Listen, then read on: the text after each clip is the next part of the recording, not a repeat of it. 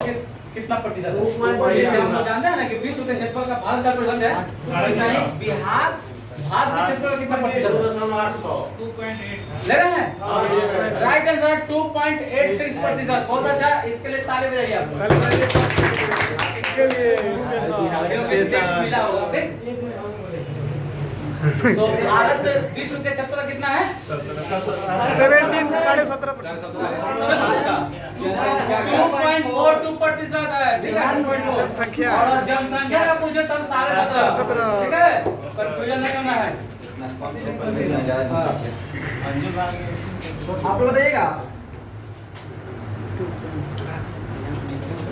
प्रायद्वीपीय भारत की सबसे बड़ी नदी कौन सी? गोदावरी। तो गोदावरी को क्या कहा जाता है? गंगा। और दक्षिण की गंगा की नहीं दक्षिण की गंगा कहिए, और दक्षिण की गंगा हो जाएगा।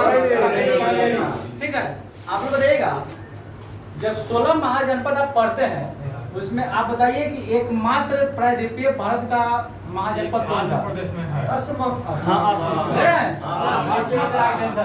जो 16 महाजनपद पढ़ते थे, अब देखिएगा वो 16 महाजनपद में बिहार में कौन कौन था?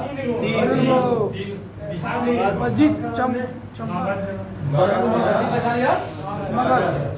तो आप बताइएगा, तो जो वज्जी था ना, वज्जी कहाँ पड़ता था? और अंग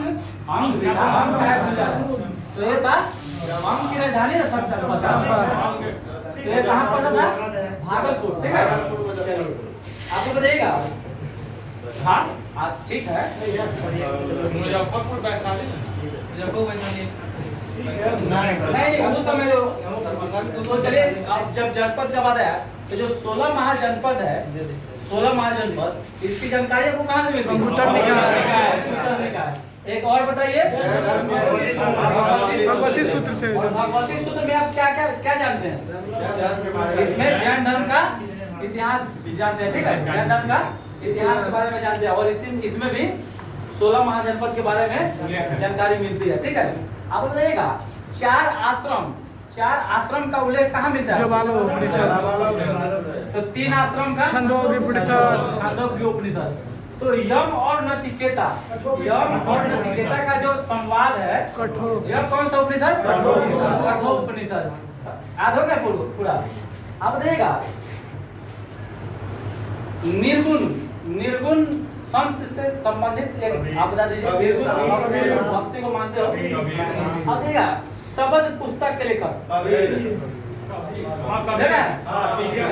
तो शब्द, रामायणी और बीजक, तीनों याद रखिएगा। शब्द, रामायणी, बीजक। रामायणी और बीजक के लेखक कबीरदास। आसान पूछ देते हैं। आप देखिएगा भक्ति संप्रदाय को, मतलब भक्ति संप्रदाय सबसे पहले कहाँ से शुरू हुआ था? दक्षिण भारत से। तो आप बताइएगा भारत में आप लोग बताइएगा उत्तर भारत में इसको कौन लाया? ठीक है, अब देखिएगा उत्तर भारत और दक्षिण भारत को जोड़ने का काम कौन सा वंश किया था? सातवाहन वंश। तो सातवाहन वंश में मतलब सातवाहन वंश का संबंध किस राज्य से अगर पूछेगा तो आंध्र प्रदेश से। ठीक है, आंध्र प्रदेश सातवाहन वंश ज्यादा राज्य किया था दक्षिण भारत में, मतलब आंध्र प्रदेश में किया था। ठीक है, आप देखिएगा तो भक्ति आंदोलन को शुरुआत करने का श्रेय जाता किसको है? अगर संत में कहे तो संत मतलब भक्ति आंदोलन को शुरुआत करने का अगर कहे तो ये अलवार संतों को जाता है। ठीक है, अलवार संतों की संख्या कितनी बताई गई? अलवार संतों की संख्या 12 सही बता रहे हैं। और नयनार संतों की संख्या, तो अलवार जो थे एक किस भगवान को मानते थे? विष्णु भगवान को। और नयनार जो थे शिव भगवान को अपना आराध्य मानते थे। ठीक है, चलिए आप लोग देखा वर्तमान अभी तक इतिहास में, भारतीय इतिहास में विक्रमादित्य की संख्या कितनी बताई गई है? 16 अभी तक। बोलिए 14 जो बोल रहे हैं राइट आंसर है। ठीक है, विक्रमादित्य की संख्या 14 बताई गई है। ठीक है, तो प्राचीन भारत में नवरत्न किसके दरबार में? द्वितीय के दरबार में क्या रहता था?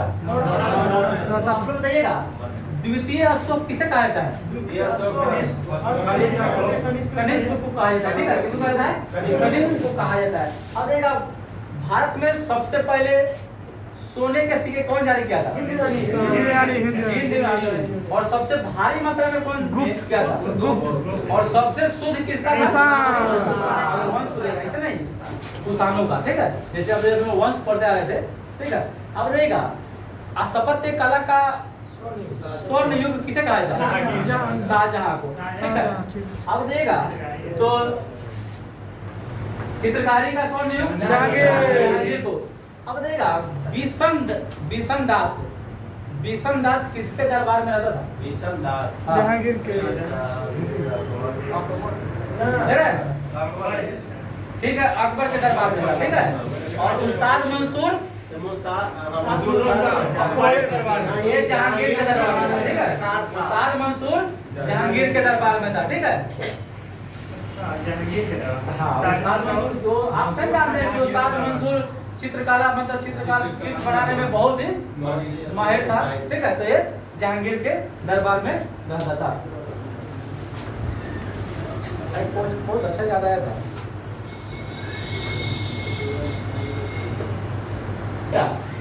शेर शाह सूरी को शेर खां की उपाधि कौन दिया था?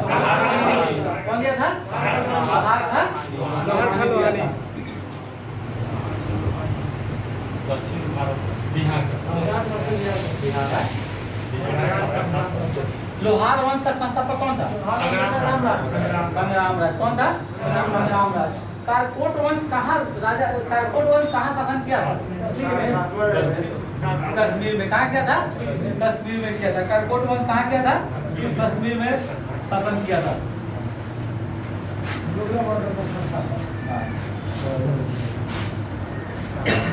ये समझौता के नाम से किसे जानते हैं? दिल्ली समझौता, इरविन समझौता। इरविन समझौता को दिल्ली समझौता के नाम से भी जाना जाता है। तो इरविन समझौता कब हुआ था? 1931 में हुआ था। आप लोग बताइएगा बेवेल योजना कब आया था? 45, ठीक है। 45 में। आप लोग बताइएगा बेवेल 45 में कि 46 में? 45। और कैबिनेट मिशन 46। कैबिनेट मिशन जब आया था तो उसके साथ साथ कौन कौन आया था? एबी अलेक्जेंडर स्टोपर की पैथिक लॉरेंस। ठीक है, तो कैबिनेट मिशन का बोलिए अध्यक्ष कौन था? Pethick Lawrence. लॉरेंस था। कौन था? लॉरेंस। आप बताइएगा एक आपसे क्वेश्चन पूछ रहे हैं।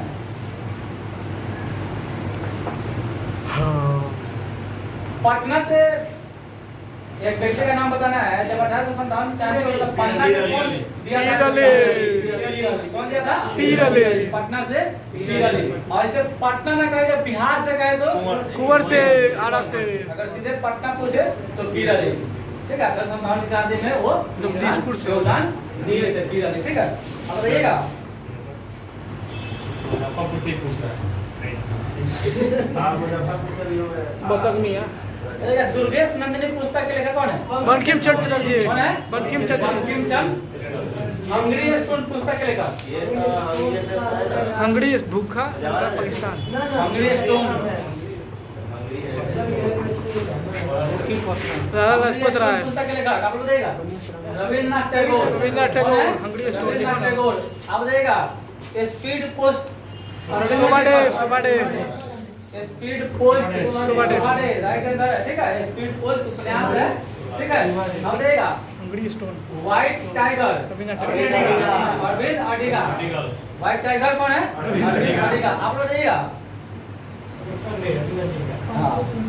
सिलेक्शन डे अभी नया में लिखे हैं, ठीक है? बताइएगा माइकल क्लार्क के आत्मकथा क्या नाम है? Michael Clarke. माइकल जैक्सन है। माइकल क्लार्क है ना? कौन है? हाँ, इसके जीवनी का नाम बताना है आपको। क्रिकेटर नाम नहीं सुना। कैप्टन था माइकल क्लार्क। पुरनका जमाना का। माई लाइफ, ठीक है? माई लाइफ, ठीक है? My life. आप देखिए 10वीं अनुसूची का संबंध किससे है? दल बदल 92वां संविधान संशोधन का संबंध किससे है? 52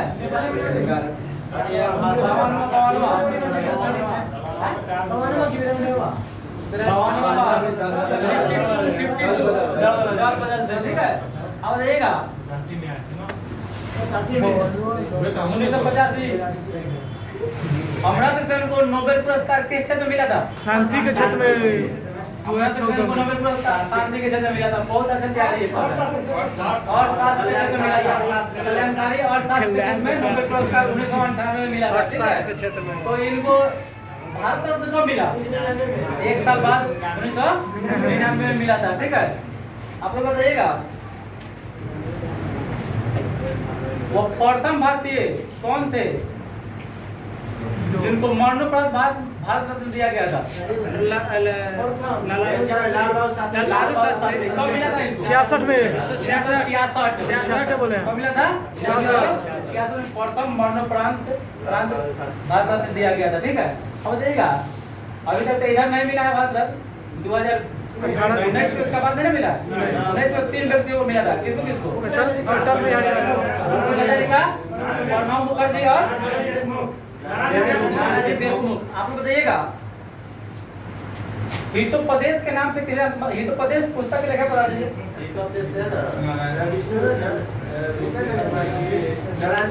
राइट आंसर नारायण पंडित। देखिएगा लोक हितकारी के नाम से किसे जानते हैं? लोक हितवादी बोलिए। गोपाल हरि देशमुख को जानते हैं, ठीक है। गोपाल हरि देशमुख को लोक हितवादी के नाम से जानते हैं। आप लोग बताइएगा विद्रोही कवि के नाम से किसे जानते हैं? काजी नजरुल इस्लाम को। लज्जा पुस्तक के लेखक कौन? कहाँ की है?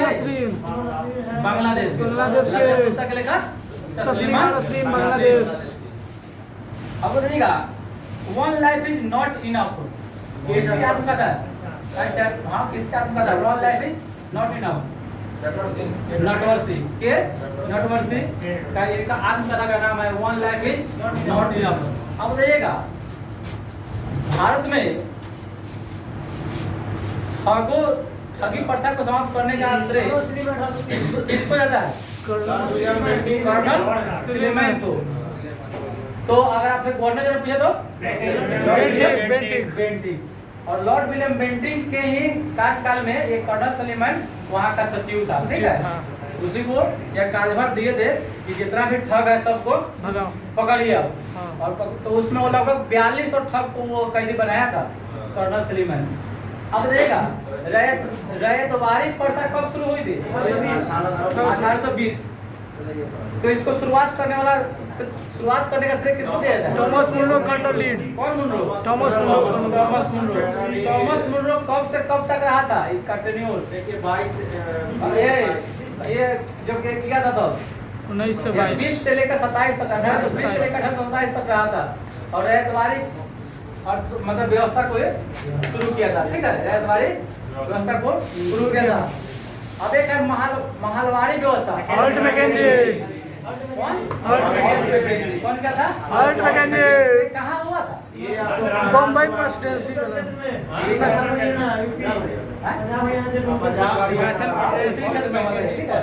और रैयतवारी का था तो दक्षिण मद्रास में हुआ था, ठीक है। मद्रास से शुरू हुआ था। तो आप देखिएगा भारत में सबसे पहले उच्च न्यायालय की स्थापना कहाँ हुई थी? तो सिर्फ कलकत्ता के साथ और हुआ 1867। उस समय गवर्नर जनरल लॉर्ड कब से कब तक रहा? उसी के शासनकाल में किया गया था, ठीक है।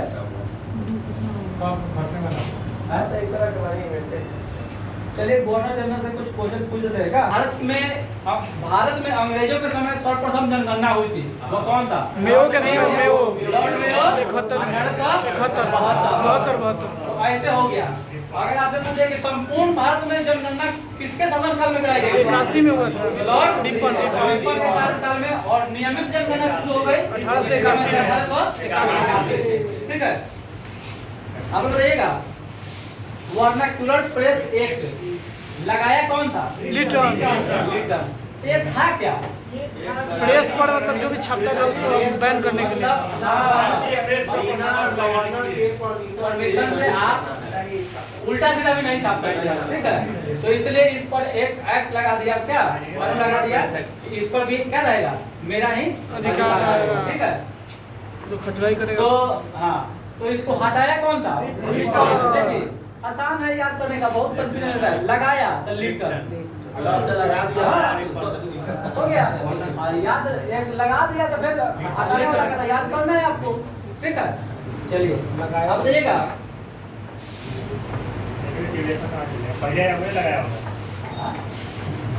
नहीं तो ऐसे याद करने का, वो आपसे ऐसे नहीं पूछेगा कौन इस पर हटाया था, कौन लगाया था। अब देखिए 1859 में जब क्रांति हुआ था तो उसमें गवर्नर जनरल कौन था? Canning, Lord Canning. उस समय ब्रिटेन का प्रधानमंत्री कौन था? Thomas talk. कौन से पार्टी से था? लिबरल पार्टी से। ठीक है। तो जब भारत आजाद हुआ उस समय कौन था ब्रिटेन का प्रधानमंत्री? इटली था, क्लेमेंट इटली। अभी कौन पार्टी? लिबरल पार्टी से। अभी कौन पार्टी है? डेमोक्रेटिक। और जीता कौन है? चलिए तो बताइएगा, कलकत्ता में एशियाटिक सोसाइटी की स्थापना के समय बंगाल का गवर्नर जनरल कौन था? बहुत अच्छा, वारेन हेस्टिंग्स। और कब हुआ था एशियाटिक सोसाइटी की स्थापना? 1774। कौन किया? William Jones. William Jones. आप लोग बताइएगा 1919 ईस्वी में जालियांवाला हत्याकांड में किसने गोली चलाने का आदेश दिया था? डायर। चलाया कौन था?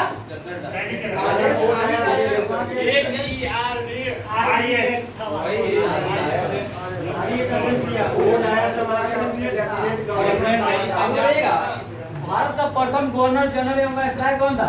कैनिंग। लॉर्ड कैनिंग था। अंतिम गवर्नर, प्रथम गवर्नर, वायसराय। अंतिम गवर्नर और प्रथम वायसराय, ठीक है? Lord Canning. था।